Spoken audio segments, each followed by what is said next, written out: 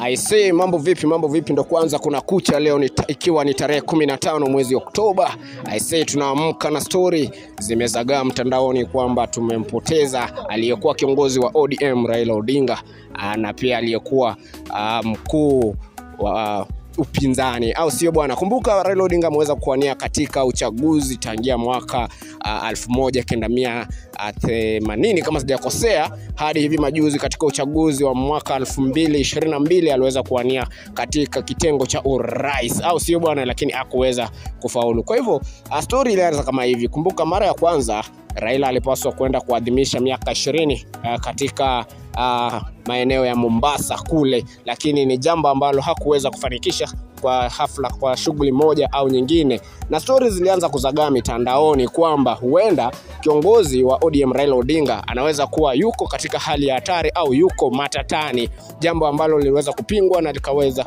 kufichwa au haikuweza kuwekwa wazi na wandani wake wa karibu. I say stories zilianza kuzagaa mitandaoni kwamba huenda kiongozi wa ODM Raila Amolo Odinga huenda alikuwa amewekwa ama amehifadhiwa katika makavazi ya Lee, na wengine wakaanza kusema kwamba kutokana na hali yake ya kudhoofika huenda pia aliweza kufikishwa katika hospitali ya Nairobi, jambo ambalo walikuja wakasema kwamba Raila aliweza kufikishwa katika hospitali ya Nairobi na akaweza kukua hali yake ikaweza kusitiriwa au akaweza kusitiriwa kwa afya yake. Sasa leo tarehe 15 tumeweza kuamka asubuhi na taarifa zimezagaa mtandaoni kwamba kiongozi wa ODM Raila Amolo Odinga ameweza kutuacha.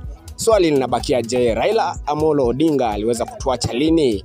Je, ni wakati ule ambapo alikuwa amesema kwamba aliahirisha masuala yake ya kwenda kuadhimisha miaka 20 ya kuwa kiongozi wa chama cha ODM, au vipi? Au ni aje? Kumaanisha dondosha comment pale kwenye comment section, usikose kulike, kushare na pia kusubscribe. Siku zote we are the top to the news and entertainment, Lexa Media and Galiton. Shukran, bye bye till next time.